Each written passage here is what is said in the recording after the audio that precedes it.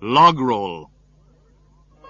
Words and Their Stories, a program about special American expressions.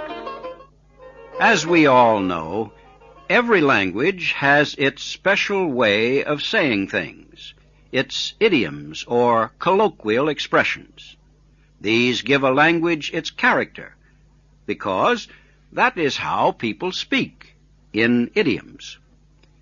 American speech owes much to the kind of life found in the so-called New World, populated by Indians. The Indians enriched American speech. So did life in the new wilderness. It was a frontier life, far removed from civilization. This wilderness gave to the men of the frontier a speech that had the roughness of desert plants, like the cactus, or the flavor of wild fruit. This strange land helped in the creation of many new phrases, such as the expression, to log roll. Today, it has lost its first meaning. It is now used to describe political deals. Two legislators, for example, make an agreement to vote for each other's legislative proposals. They agree to do this even if the legislation is bad, and they are against it in principle. They have made a deal.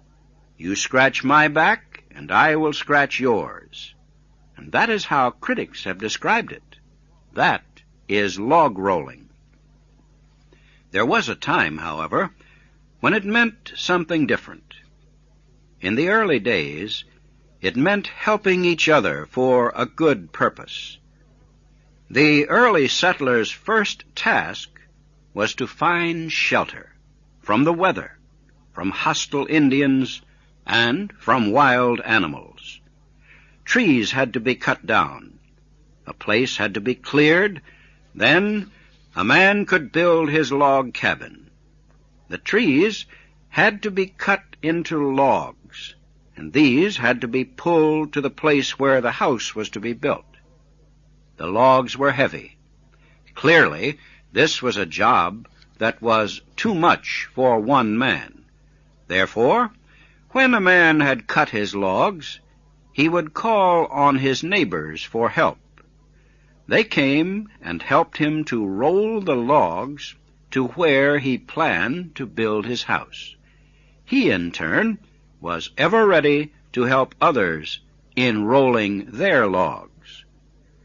Many years later, however, the meaning of the phrase changed, just as the practice of log rolling changed. When this happened, I do not know. It seems to have first become part of politics. Someone also used the word to describe the behavior of a number of book reviewers and literary critics. They were accused of praising the books of friends or writers that they liked, even if these were not good. They were accused of rolling logs for their friends. But the expression began to be more freely used in politics. Perhaps because log rolling became more common among legislative bodies, both national and state. Some say there is nothing really wrong about log rolling. True, if for a good purpose. But time and again over the years, log rolling has produced some shady deals and questionable legislation. Many, therefore, do not trust log rolling and often condemn it.